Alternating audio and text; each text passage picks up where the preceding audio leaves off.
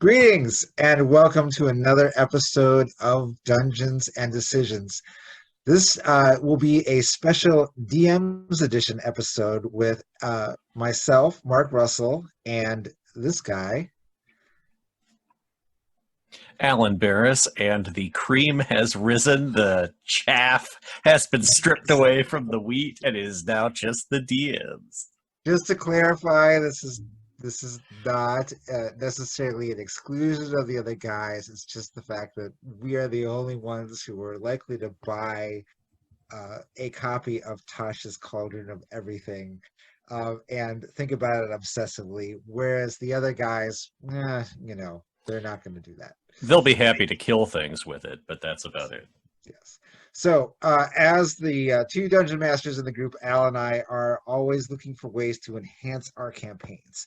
And this book offers numerous ways to do so, including lots of new ways to customize your character's background, add new classes, new spells, feats, magic items. There's some special advice rules for DMs, and just a lot of great stuff in the book. So if the simple question is, should I buy this book? Then I think the answer is yes, you should. There's enough content in this book to make it worth it. Now, before the caveat to that is a lot of the stuff has been reprinted or printed prior in other books. So you'll see stuff from the Sword Coast Adventures Guide, for example. There's the Artificer, who was first published in the Eberron book. So there is a fair amount of stuff. I think the Theros book, some of it's from there. Yeah. I don't know what. I haven't had a chance to read through it yet. So. Yeah, I think the other one too, though, the Critical Role campaign one, the Wildemont, I think. Oh, yeah. Yeah. So there is a lot of stuff that was printed already, but this book, collects all of that for you. There's lots of stuff that was tested out on Earth Arcana. So if those of you who either have those other books or been kind of following D&D online, you might be familiar with some of these rules already. But we're not really going to focus too much today on the nitty-gritty of those items, but rather do kind of a sweeping overview of some of the general themes of the book, some of the inclusions that we think are really important and useful, and then we're also going to go over some of our favorites from those various categories that we mentioned before, like our favorite new spells and favorite subclasses and so forth. So, Al, did you want to say anything before we get rolling? Well, the two big themes that we picked out in Tasha's are customization and modernization. So the customization stuff is what we're going to focus on mostly today, but I'm going to say a couple of things about the modernization too, which I think are pretty long overdue actually for D&D. Yeah, so let's start first, since it is the first chapter of the book, with the customizing section. Yep. And so what we see in general is more opportunities for players to have a greater role in defining their characters, not just through the cosmetic things, but through actual game mechanics. So there are a lot of things in here that allow you to swap out various features, various bonuses, in order to get the exact kind of character that you would like to start with. Yep.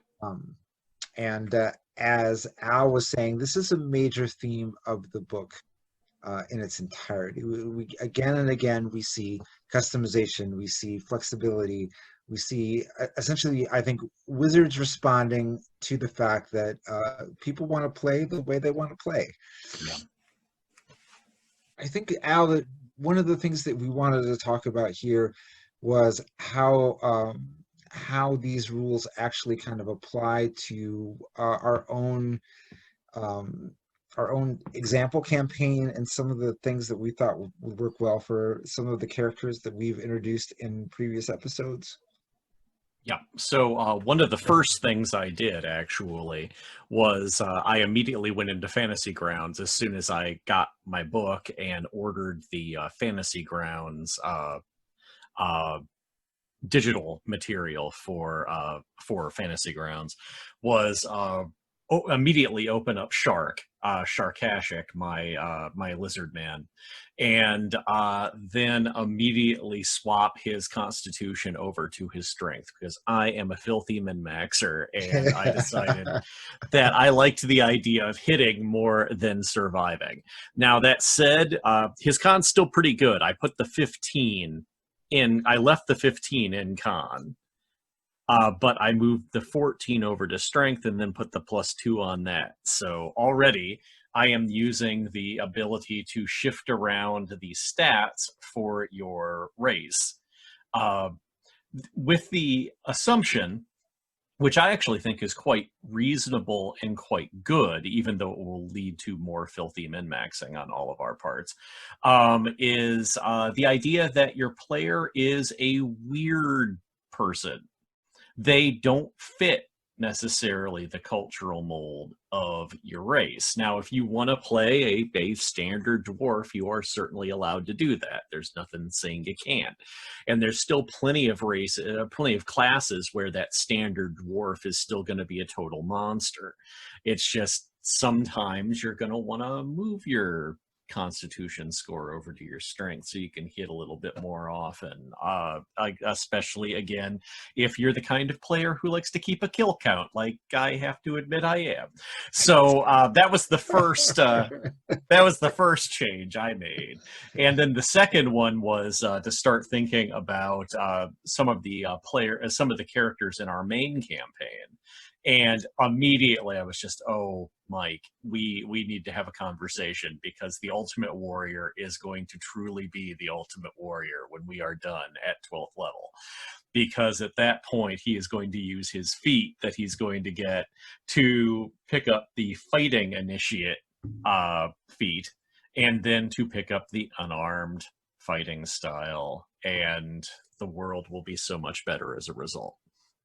Yeah, I think of all the classes, the fighters and any class that really has a fighting style kind of benefited quite a bit from this. There's a great number of cooler things now available to fighters, and all those new feats too. But so one of the things that I thought of, and I admit this was actually prior to this game came out, when I was looking through the Eberron rulebook, is the idea of kind of switching my wizard character, Vic the Vulture, to an artificer. So I think that is actually going to happen. I just haven't actually done the mechanics yet, but I feel like that class kind of fits the flavor of the character a little bit better. And it was cool to see the new subclass for that too, the Armorer, which is really, really awesome. And maybe this would be a good kind of transition to talk about the Artificer. So the Artificer is the one kind of new complete class in this book, and it was, like I said, introduced in the Eberron book earlier, with the addition of this new subclass. But it has a lot of cool stuff going for it. I think it's incredibly versatile as far as like a support class goes. It really, I mean, you can cast spells, including things that are on the cleric list, so you can kind of serve as that. You can be this kind of tool and skill person too. A lot of the subclasses give you the extra attack ability and either really awesome offensive or defensive abilities, so you can be the frontline fighter or the kind of the ranged attack fighter. It really does offer a lot of versatility. Maybe there's a pet. I mean, as another option that's available. So, right. You can get the homunculus. So it's Steel Defender. Yeah, the Steel Defender. So and you can make magic items. I mean, if you're in a campaign where you have, where you're playing more than one character, right? And you're looking for a secondary character, well, here you go. Here's the guy who it is, while you're not playing him, he's off making magic items. Yeah. Yeah. Uh, yeah. So, and but the best thing about it, I think, is actually like the flavor. It's the all of the cool kind of gadget creating, archetypes. Obviously, like, in the James Bond movies, Q. But I was thinking also of all of the Marvel and DC, these comic book heroes and villains that are essentially like just really good inventors, Yeah. and have like the armored suits or the themed gadgets. Like you could totally make your artificer like a themed, like all of their gadgets have a particular theme. Yep. um This is how we would recreate one of the forgotten members of our original custom class group, and that was the Batman, who was created by Chad. He only played a couple times with us. I don't remember what the I content totally was at forgot that about point, that. but the Batman would be perfect as an Yeah, artist you could very easily be because Batman. he You was could all be gadgets and built stuff. So, you could be Doctor Doom, oh yeah, easy. Iron Man, the Beetle. Everyone loves the Beatles. Old Abner Jenkins. uh but yeah, so I think it, just for that kind of flavor, and these opportunities, constant opportunities for role playing in the class, where you kind of really get to pick how your character does all these magical effects with various tools and creations and stuff like that, and to have the um like the in the subclasses have the walking cannon, or the awesome suit of armor, or this robot that follows you around. It's just got a lot of great possibilities. Yeah, I'm eagerly awaiting having one in my game at some point. Yeah, I don't know if I've quite got the rhythm of it to play it yet, but I definitely want one in my game. I want to see how they work. oh, I forgot the other class that it mixes in. It mixes in the warlock too, with all the like the various invocations, right? It Oh has yeah, that yeah. aspect. It's crazy how it is this amalgamation of other classes. Um, okay, so Artificer's great. Love it. So one of the other things that's done in this book is they introduce these optional class features that are either like enhancements to existing class features, or they're swaps, but various ways to they've expanded the spell lists of a lot of classes. Yep. So one of the things that they've done is they've tried to use this as an opportunity to fix the ranger. Yes. If you've watched any of our other episodes, you know that this is a common lament about the poor broken ranger.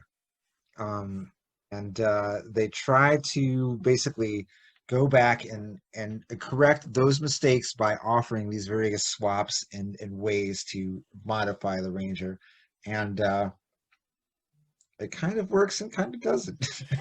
Well, okay, I'm going to be the more positive. For once, I'm going to be the more positive member of our podcast and talking about the changes, because I was looking through today in particular, and the big thing that got me, it's the primal companion thing that we're really, the swap that is going in. And for those of you playing along at home who don't know what the controversy about the Ranger is, there's two problems with the Ranger class. The first is that the Ranger class is remarkably setting specific, to as in the actual environment you're playing in that session, not even like the campaign world, the place you are adventuring. If you're adventuring in the wrong terrain, your ranger is worse than useless. You suddenly don't really get to do much of anything. Whereas if you are adventuring in your chosen terrain, you're kind of awesome, as long as Yeah. the DM is working in the mechanics of travel and the possibility of you getting sneak attacked on the way, or stuff like that, which unfortunately a lot of DMs don't do. So the ranger is kind of cool if you've got the right kind of DM and you're in the right kind of right kind of campaign and the right kind of adventure.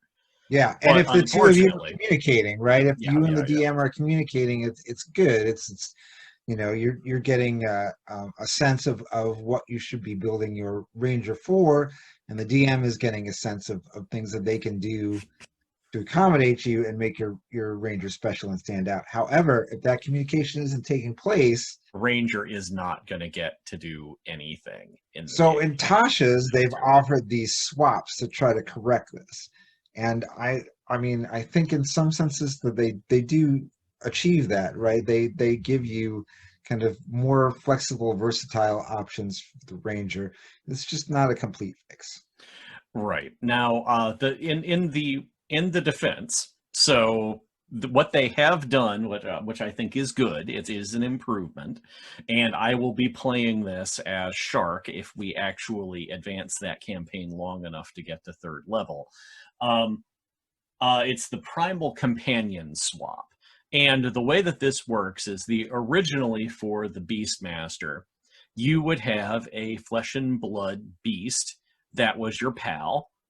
And the problem was that your pal could do nothing except dodge, I believe, Yeah, dodge. Yeah, and that's like it. move, I think, on their own.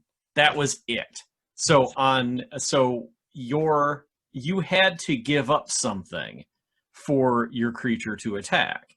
Now, in the player's handbook, this was really bad because what you needed to give up was an attack. Yeah, You needed to sacrifice your ability to hit something to give your companion the ability to do anything, more or less, other than move around.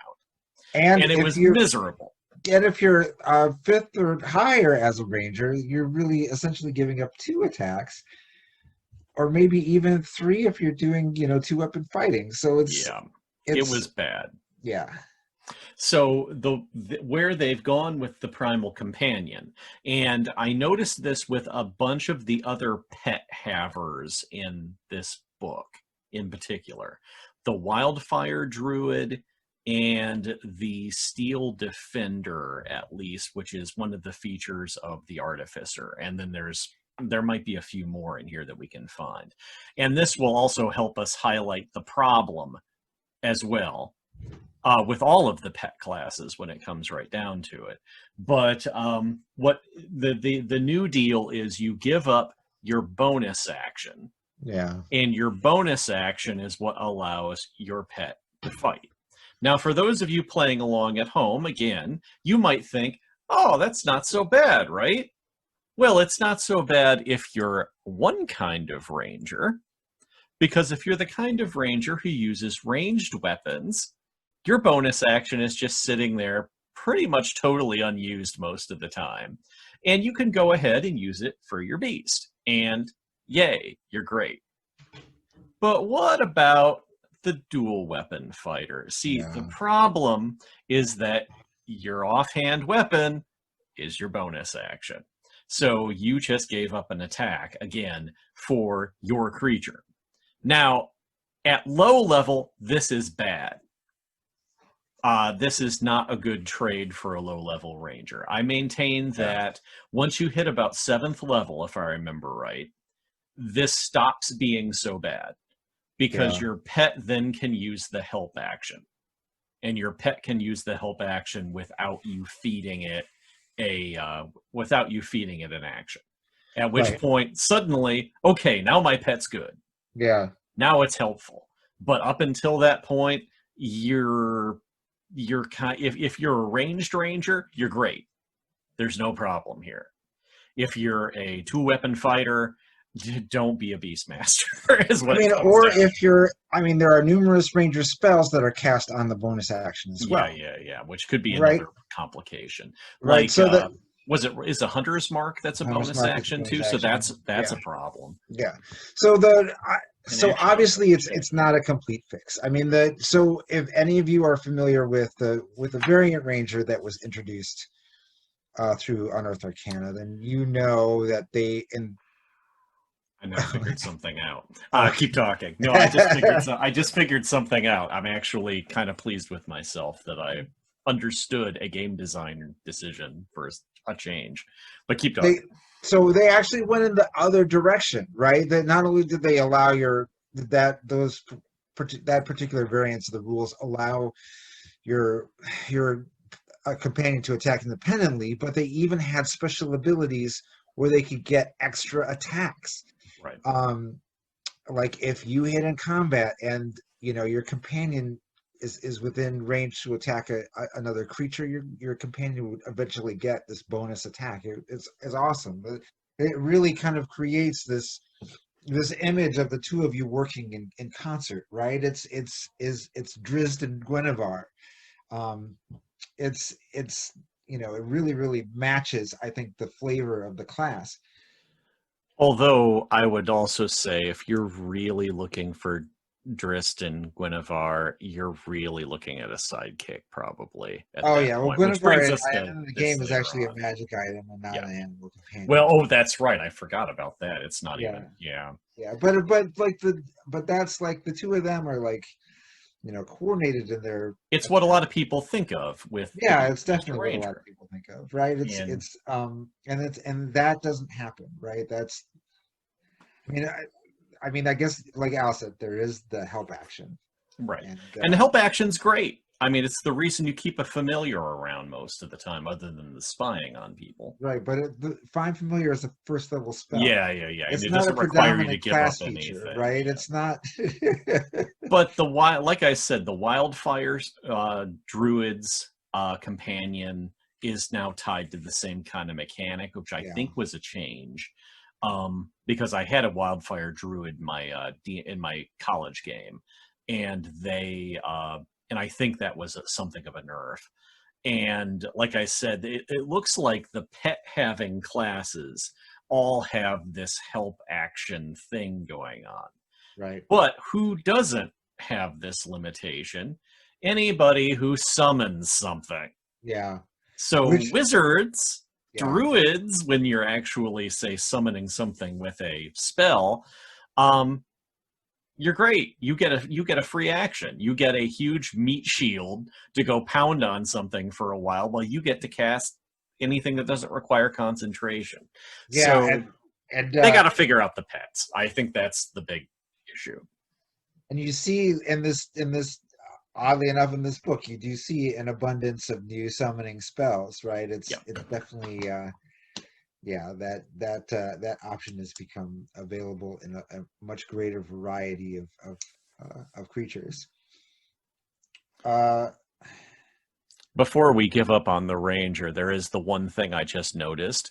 The change they made to favored foe, it doesn't require a bonus action now. That's what I was having the aha moment for. I was like, why did they make that change? Why did they make it a separate thing rather than keep going with Hunter's Mark? And I think that's why. But we'll see.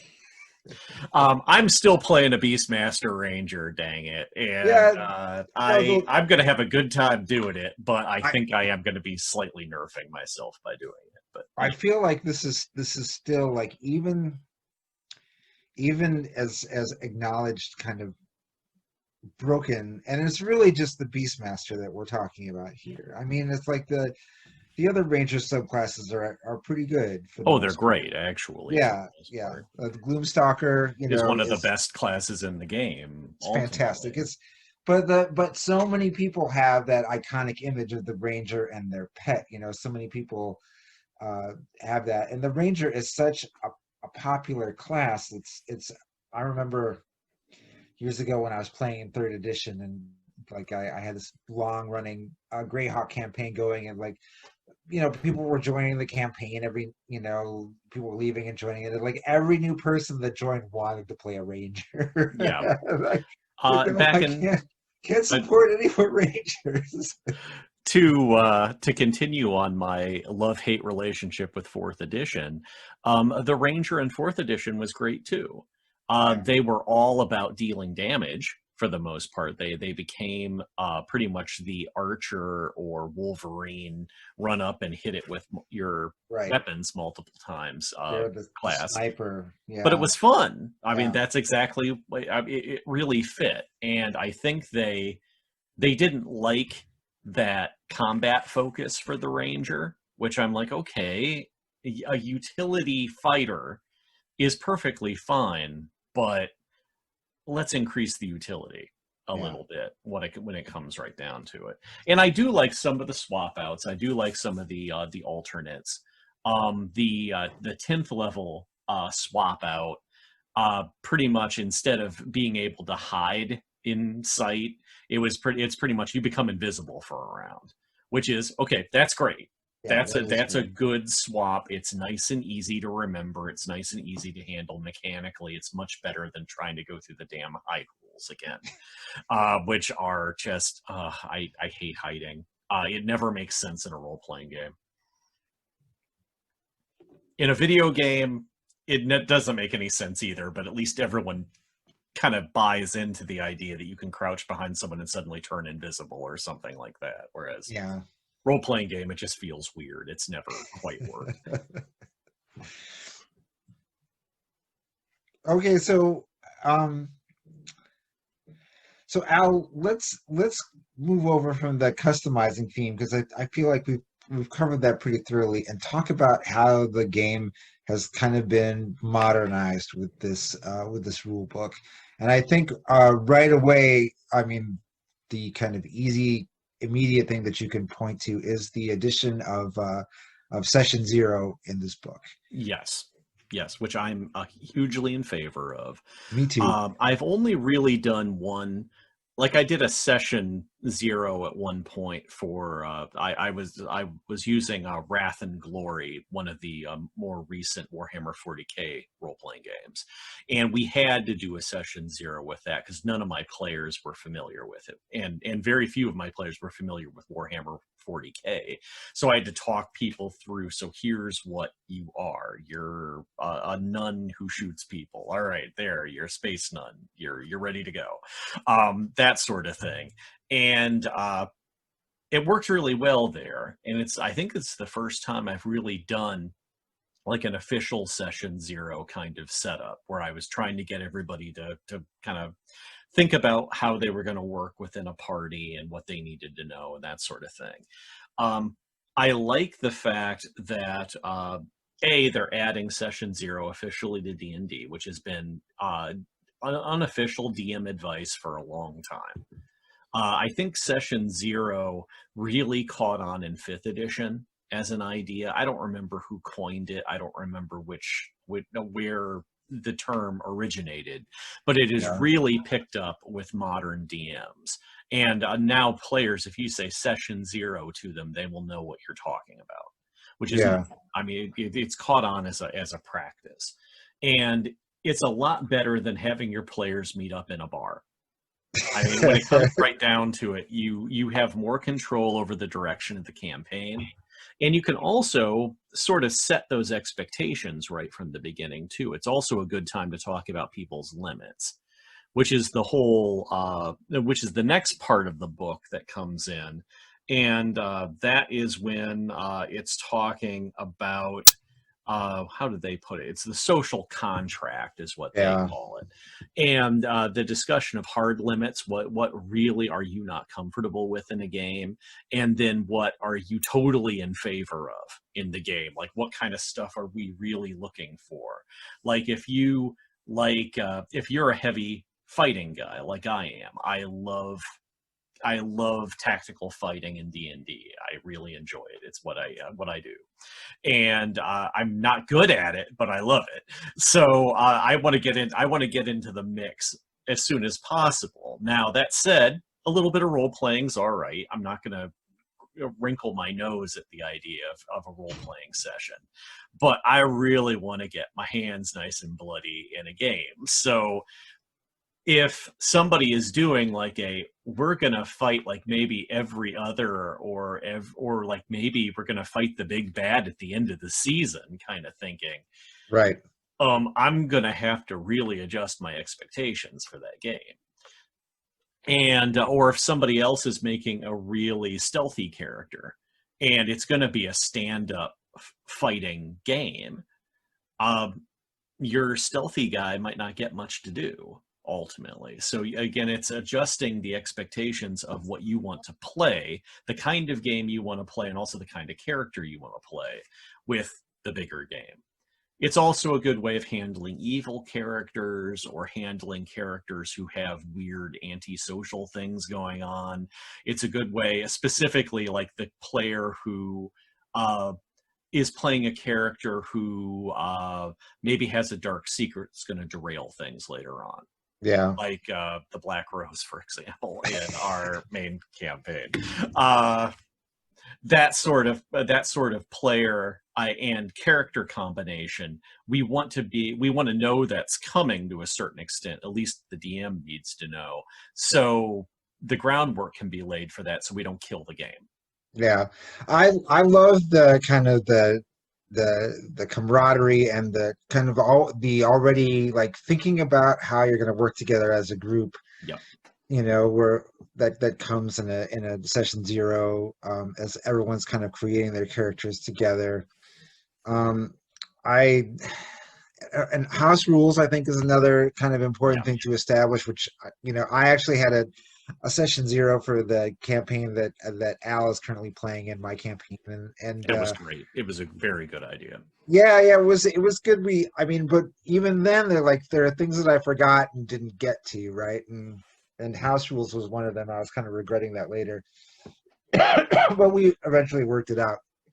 But we did a lot of other cool things in that session zero.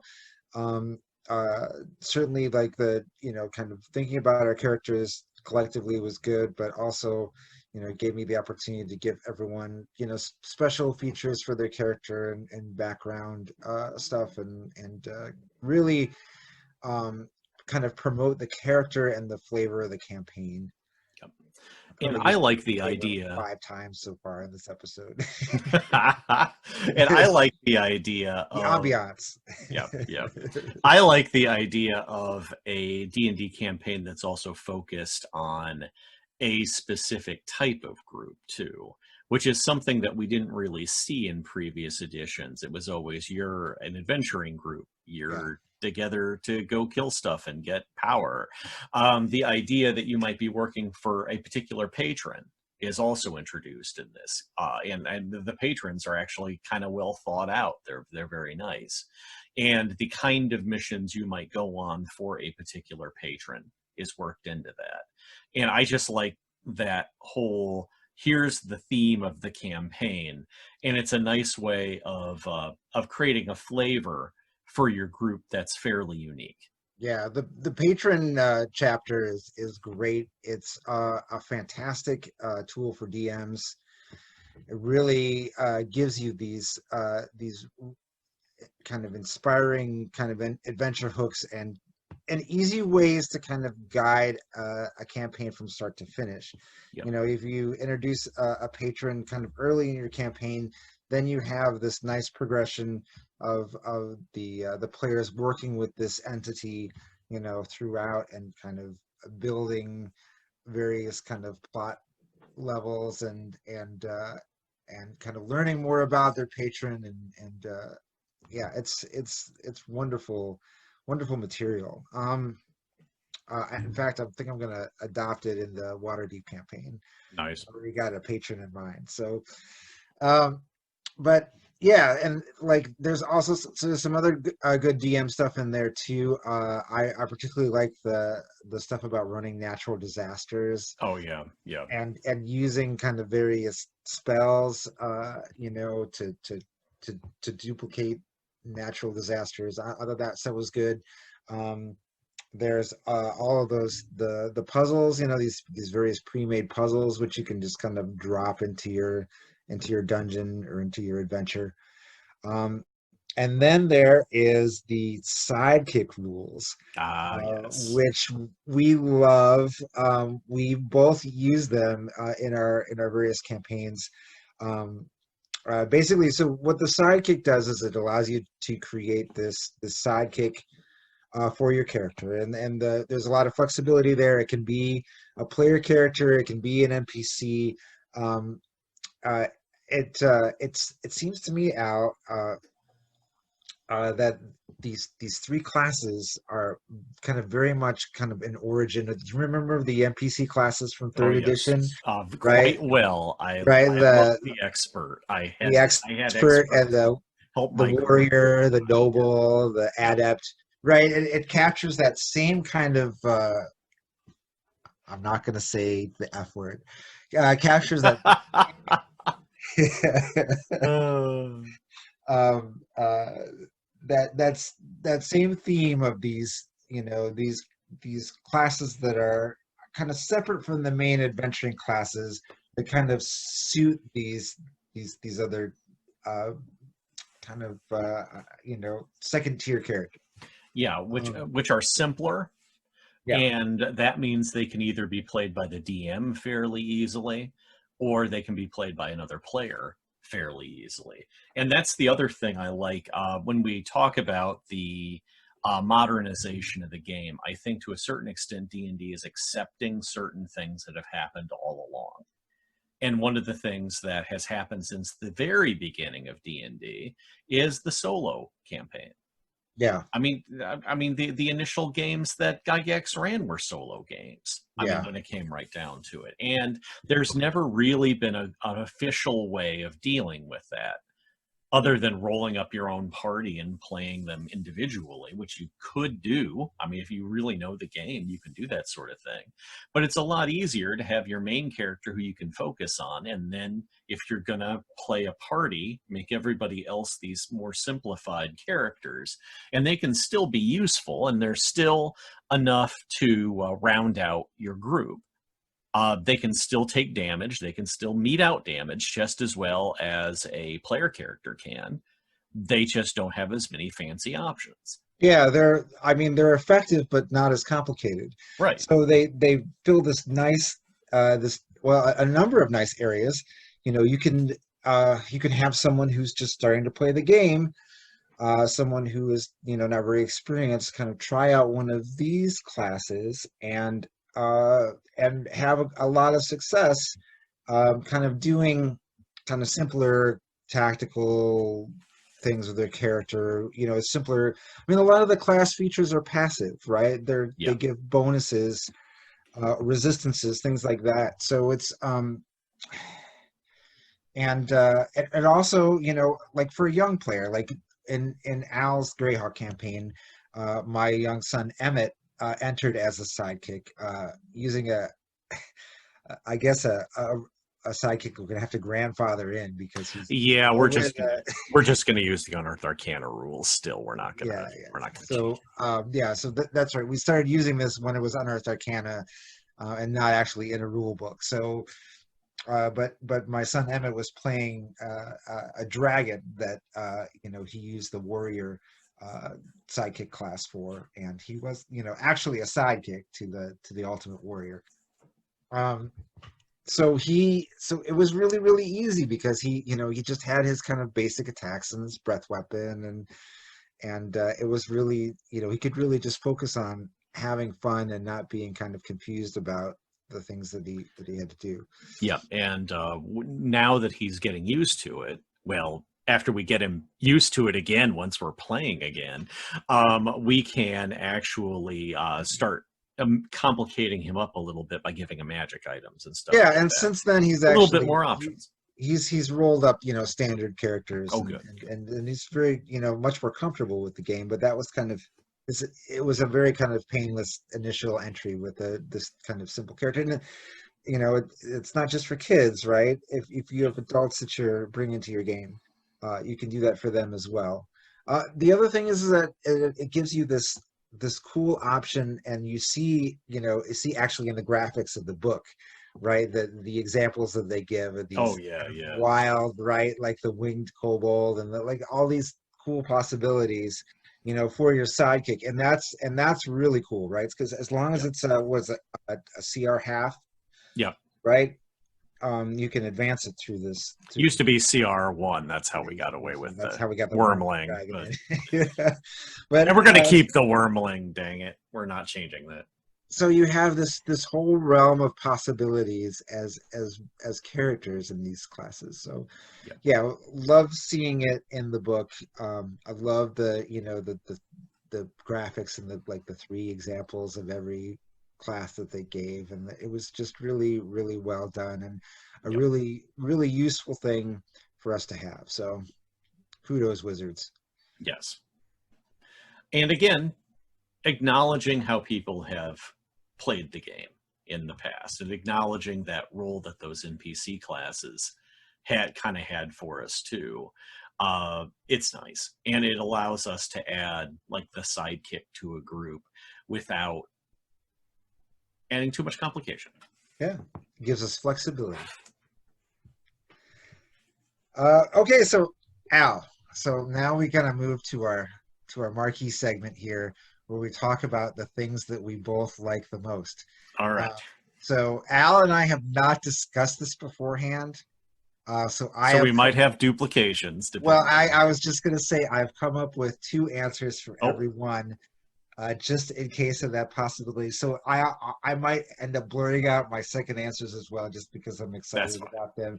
I hope you will forgive me for picking more than one favorite. I think we can overlook the rules just this one time. House rule. Good. Yeah, well, we're customizing the rules.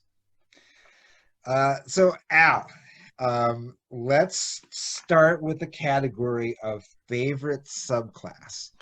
What did you come up with? So I went with the Way of Mercy Monk. Okay. Because not only does it have this weird combination of harming and healing, but then on top of that, they have this cool flavor thing that they added that the monk is masked. Yeah. Which I was like, that's really cool. I like the fact that they kind of worked that into the background of the class. And again, if it doesn't fit your campaign world or what your actual player would want to do, you can easily discard it. I mean, it's nothing that you need to have, but it's cool. Yeah, it is cool, and you can develop history and mythology around the masks. You could introduce magic masks in your campaign for your monk to wear. I mean, that's great stuff. Yeah. So my pick was the Twilight Domain Cleric. Ah, okay.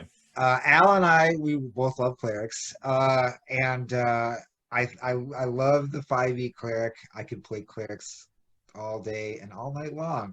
Yeah. The Twilight Domain basically fills an area that was very much missing in kind of cleric possibilities. I remember back in the early days wanting to play a cleric of Celestian, right? Mm-hmm. And being like, well, what's really appropriate here? Do I pick nature? Do I pick knowledge? None of this stuff really fits, right? Celestian is the kind of the god of the night sky and Greyhawk, right? The stars in the sky. Well revered by sailors and so forth, travelers. And he'd like to come and see us, but he thinks he'll blow our minds. Anyway. All right, well, Al is letting all the children boogie. Let's get back to the Twilight Cleric. So, like I said, it fills this stars, sky, nighttime, moon realm, right? That was previously uncovered by any of the cleric domains, and also has this other side of kind of the watchman, the vigilant one, right? So like this guardian thing as well, right? So if you're playing, for example, in Forgotten Realms, you could be, this would be a good fit if you're playing Cleric of Saloon or Char or Helm. Like all these things would fit. If you're doing Greyhawk, Celestian, of course, definitely. As I mentioned before, would be a great choice. So I think there's like 3 moon gods in Krynn. For each of the wizard moons, right? So you could like that. That's good for that. So it feels a solid like kind of campaign need So that in itself is good, but also the class features are great, and they're really versatile. Eventually down the line, you get the flying ability. Um, uh, I think it has to be dark, right? I think it has to be nighttime, or you have to be in the dark or whatever to use it. So it is a little niche, right? Yeah. You get dark vision, and you can share it with your party. Oh, that's So you good. can give a bunch of people dark vision, because how many times have you had a party where everyone actually has dark vision? There's always that Humie who always can't that see in the human. dark. Yeah. And yeah, so you can I think you can also give someone advantage on initiative. There's just some really, really cool versatile abilities. And a great spell list too. Moonlight is on there, Fairy Fire. Oh, nice. So yeah, so really, really good stuff. Uh and my backup on that was the the Clockwork Soul Sorcerer. Yeah. Right? The sorcerer gets their powers from the Modrons. Right? Robots gave me magic. But Geometric robots gave me magic. it has this amazing ability where you can negate advantage or disadvantage. Oh, I didn't see Did that. you see that? I Yeah. did So not like see that. anyone Oh, within 60 feet who has advantage or disadvantage, you can negate it. wow. It's like as your reaction, I think. It's crazy. Okay, but so that that's a fun class. I think if my next sorcerer, will definitely be the Clockwork Soul. Uh, okay, but let's move on to we were talking about the alternate class abilities. So Al, what was your favorite of those? I would have to say the monk's alternate ability to create a dedicated weapon. Okay, yeah, I Now, love that. that's not a swap out. That's a new addition to the Right. monk class. And that replaces something that I knew they were going to nerf it from Unearthed Arcana. One of the alternate features that they gave the monk was the ability to set your own monk weapons. Yeah. The condition was you had to pick 5, or you could pick up to 5. They had to be weapons you were already proficient in. So that was the big limitation. Oh. So you had to, if you were a human monk, your monk weapons were going to be monk weapons for the most part, Whereas unless you double class. Yeah, this one you can pick a martial weapon as long Yep. as it's not it doesn't have the heavy, right? The heavier Yep. two-handed. Yeah. But what I ended up doing in my college campaign, I had a dwarf monk. And I was like, well, mister, battle axe is now a monk weapon for you. Yeah, And no, I that's knew great. they were going to take that away, but they took it away with something that still allows him to do that. Yeah. Which is nice, because he's still proficient in it. I mean, he got it as his as a racial bonus. Right. And the way that works now is you pretty much you take your short rest. When you're taking your short rest, you can attune to a weapon and make it a monk weapon, as long as you're proficient in it, as long as it's not heavy and not two-handed. I think was all the things. Yeah. So if you realize you're going to get into a ranged fight, you can attune with a bow or something like that, or you can attune with your darts. Yes. And making them suddenly a lot cooler. Monk players out there, great opportunity for role playing too. Like we stop and take a short rest, and like my monk pulls out his his battle axe and practices his maneuvers, and does katas or whatever. It's got lots of great opportunities for role playing there. Yeah, I really like it. It allows my current player to be slightly less tough than he is, but still tough. So yeah. Yeah. So mine is also not a swap, right? It's an enhancement. I love the martial versatility, which is given to the fighter classes, rangers, and paladins. And with the fighter, so all three of those, like you basically, anytime you would receive an ability class increase, you also have the opportunity to swap out your fighting style, replace the fighting style that you have for another one. And this is This is like basically, Wizards catching up to DMs, because I think probably a lot of DMs would do something similar to this already. I know that I've done it in my campaigns as well. Yep. Your fighter, starts out with something that they think they're gonna love and use all the time, and they get through, a number of adventures, and they realize that they're not using it at all, or that it's Or not. they get a really cool magic item. Yeah, or they any get a great number of magic other item, and it's no things. longer, something that's within their fighting style. Or maybe they take a feat, right, and want to kind of match up their fighting style with their feat. And Yep. there's lots of reasons to do this, and now there's an official mechanic for it. And the fighters get one step further, right? That if you're a battle master fighter, you can also swap out your battle master maneuvers. Yeah. is And there's a lot of that now in the classes. Like you can swap spells, you can swap other cantrips. abilities you get along the way. Hell, you can swap your subclass. Yeah, Even and now, that's which I all of that really is like. great. And yeah, and the martial versatility, like Al said, is just one example of this. And I think the battle master in general is just really, it benefits a lot from this book, because not only do they provide this martial versatility where you can swap out the maneuvers, but you also see all these little great subgroups that they've introduced for the battle master, where you like, okay, well, this is kind of how you want to model your character's fighting style, and they give you suggested feats and maneuvers and fighting style and all of that to kind of this package deal, which is once again great for new players. Definitely.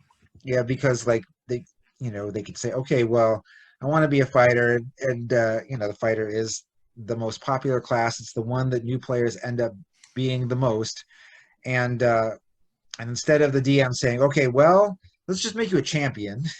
Right? Here's your passive bonuses. Remember that on a 19 you crit. Or you can like have this battle master that's molded to what you want your fighter to be, and then have kind of it already, everything, your choice is kind of already made for you in some respect. Yep. It was a smart thing to do. It takes Definitely. up a couple of pages in the book, but I think it's worth it. Okay, so my backup on this was the once again an enhancement feature is the Wild Companion, which is just a cool idea where you basically, as a druid, you can burn one of your wild shapes to cast Find Familiar. Yep. Which, I mean, come on, a druid with an animal familiar, it just makes all kinds of sense. Yeah. It's it's just one use of your wild shape, and like you're gonna get those back. Right, whereas you can keep the familiar around, and the familiar is all kinds of helpful. It's can scout for you. You can see through its eyes and use the help action, all this cool stuff. So, Yep. and it just really matches the the class too. It just makes sense that a druid would have like a little squirrel on his shoulder, or something like that. It really works and fits, and probably should have been there all the time. Yeah, I definitely like the opening up of Wild Shape more. Okay, so let's talk about our favorite feats. All right. Well, we already talked about my favorite feat in the warm up for the planning session for this. I'm going to talk about Chef. And the reason that I love the Chef feat is because of my PC and Mark's game right now. I'm playing a Dwarven Chef, and it's great. Now, that said, we've talked about the fact that the Chef feat is a little underpowered. It is. It doesn't really do a hell of a lot. You get a plus 1d8 on a short rest with healing if you can whip something up for your comrades. And you can also, on a long rest, create some treats that will increase, that will give them temporary hit points. Right. Which is, it's nice, but it's going to be a pretty low-level bonus because it's based on your proficiency bonus. Yeah, it's not exactly as enhancing as the the benefits from the leadership feat, which right.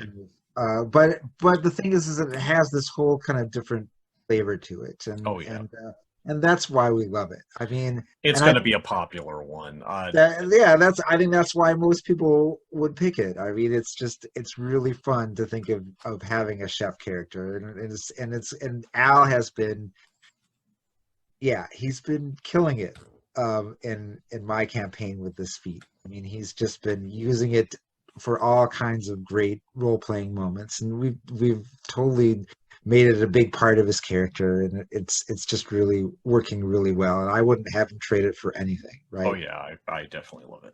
Even it may not be as mechanically strong, but it's brought so much to our game.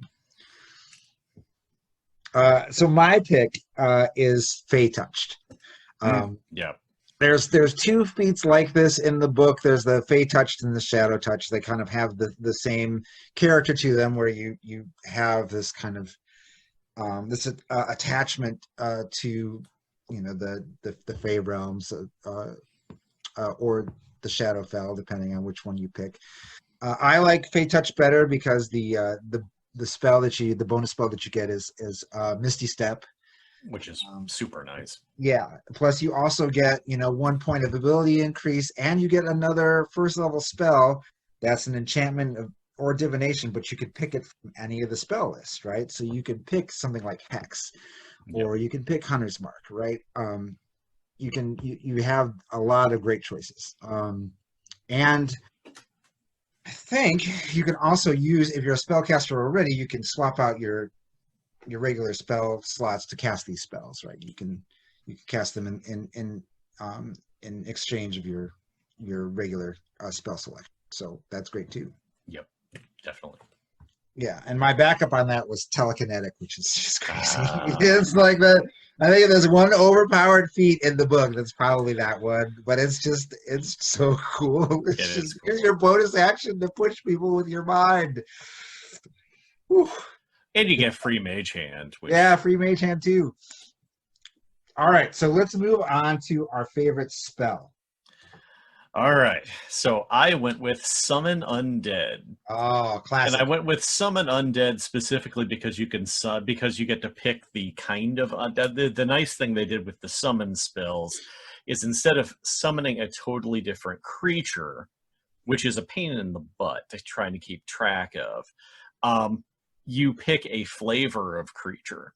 Yeah. And use this pretty much the same basic stats for a skeletal undead, a putrid undead, which is why I love it. Like summoning a zombie, all right, or but a zombie that's actually like cool, or like a plague undead, a la Nurgle from Warhammer. Okay, so yeah, I like I like summon undead there. All right, there's my pick. Well, I think the cool thing there is that, like you said, the versatility, right? There's undead for every occasion.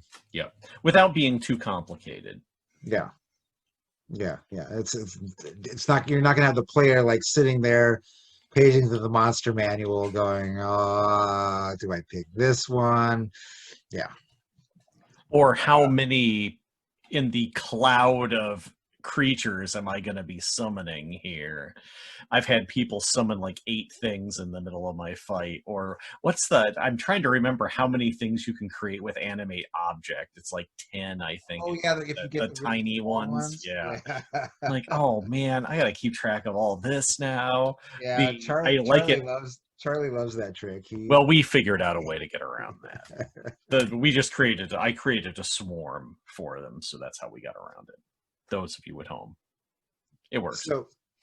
So my pick for this is Tasha's Mind Whip. Ah, yes. Which is a spell that does psychic damage and then can also basically kind of slow down an opponent where they can only take one partial kind of action per turn, and you can upcast it. It's a second level spell. You can upcast it so that you can get more than one target. So you could have like multiple creatures that you're mind whipping. It's very, very cool. There's a lot of psychic flavor in this book in general, right? Yes. There's a lot of cool mind stuff in general, which kind of makes me wonder if they're headed towards a Dark Sun campaign reboot. I would be very happy with a Dark Sun campaign reboot. I love Dark Sun. It's really fun, and yeah, it adds a whole bunch of stuff to the game that it would add lethality back to the game, which is Yeah, Dark Sun was, has I its think, place. was it the first campaign that encouraged you to create the multiple characters? Yep, it was the one that created that had the character pool, whereas the Ravenloft campaign really should have had that Yeah. feature for us.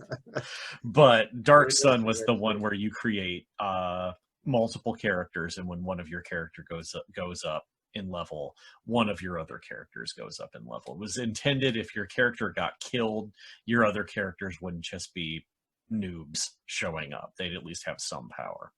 Yeah, but psionic powers played very heavily into that campaign setting, and Yep. it seems like a lot of kind of psionic stuff is working its way into the game. There was also a number of subclasses in this game that are kind of mine. I think there was the fighter class, the psychic warrior. There's the soul knife for the thief. Yep. Yep. So there's some of that being introduced in various aspects of this book. But yeah, the Mind Whip is just really it's a fun spell.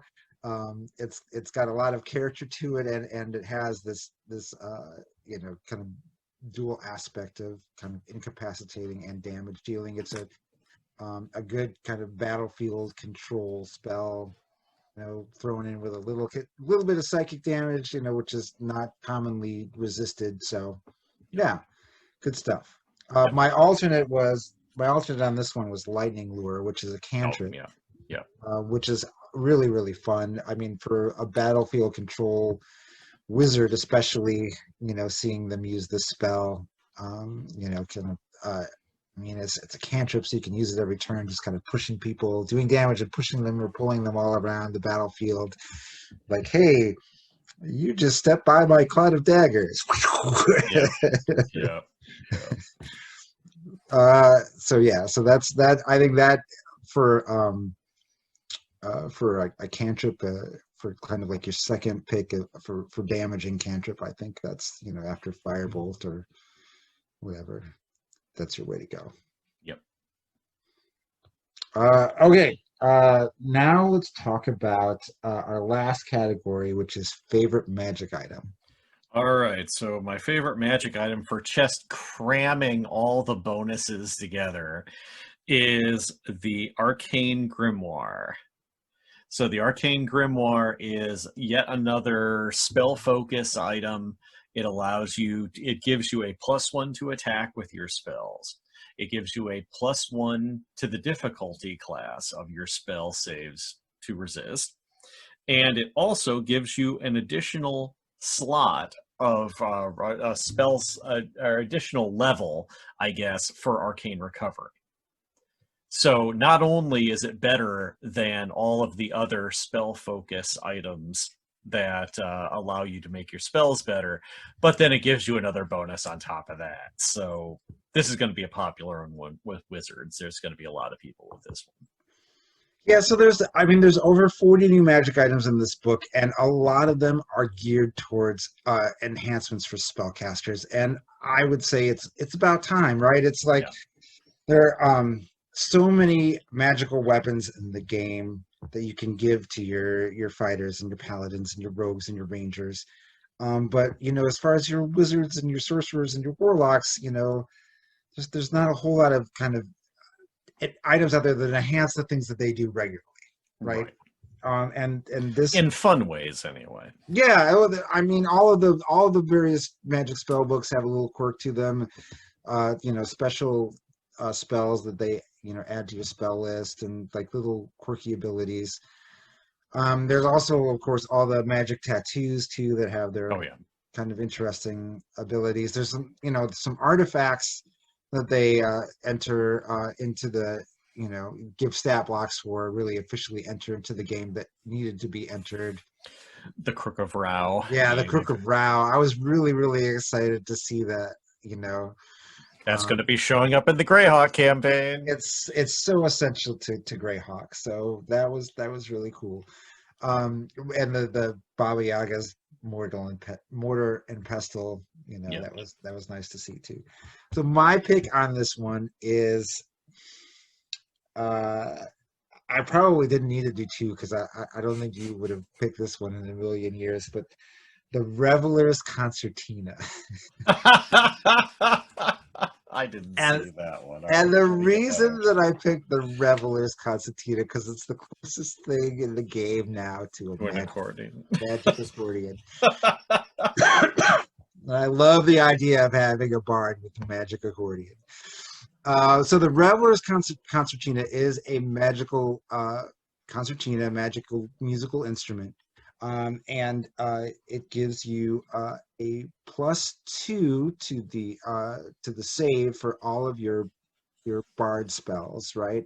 Which is great. Yeah, which is that in itself is awesome, but then you can also use it to cast Irresistible Dance. So the idea of like this bard like sitting there playing the concertina, the little squeeze box, and like suddenly like all the monsters dancing around. It's really really cool. Plus, it's almost a magic accordion. Yes, as close as you're ever going to get. Yep. Yeah. So my theoretical, I think my theoretical someday bard character, Giuseppe Vier puppeteer. I could totally envision him having the magic concertina. We are totally doing this character. Okay, and so my backup for this one was the Cloak of Brow. I was just like, yeah, of course, this needs to be in the game. It's kind of crazy that it wasn't in the Dungeon Masters Guide originally, considering it's one of the most important artifacts in the Greyhawk campaign. So, and there's in all of the original artifacts in D&D were all taken from the Greyhawk campaign. So it's kind of weird that it wasn't included in with that. It's every bit as important as the Iron Hand of Vecna and the apparatus of Qualsh. Yeah, I would say it has a little more political significance than the apparatus of Qualsh. Yeah, the apparatus of Qualsh is fun, mind you. Clank it around in a lobster-shaped submarine, but yeah, but think about like a world-altering artifact, right? Yeah, that's the kind of level that it's at. It's like the One Ring or the dragon orbs from the Dragonlance campaign. Yeah. It's introduce one of the items that introduces one of the great magical changes to Greyhawk. So yeah, the old Flight of Fiends, which I think I've retconned out now that I think about it. Because you guys have run into a decent number of fiends. So, I mean, IU still has a decent number of them in the main game, but... Well, so that is our little special feature of our favorites from the game. And that is pretty much all we have on the docket to talk about here. So we hope that you are all enjoying this book and finding ways to use it to enhance your campaigns. And I'm sure we will be talking about it in future episodes. Definitely. Even with our friends who probably, will never buy it. Because they're cheap. But Alan and I will be, the gracious, helpful players that we are, and show them ways that they can use it to enhance their characters, which I'm sure at least Chad will be interested in. Yes. And so yes, so we'll move forward in our next episode. This is not really a sequential episode, so but we'll be very very shortly working on our next episode in which we're going to do some live play stuff. So going to be exciting. Yeah. And perhaps we'll be utilizing some of the stuff that's in this campaign. We will most definitely be using some of this stuff in this because of a certain artificer who's going to be playing. So all that's very exciting, and we look forward to sharing it with you next time on Dungeons and Decisions. See ya. Bye.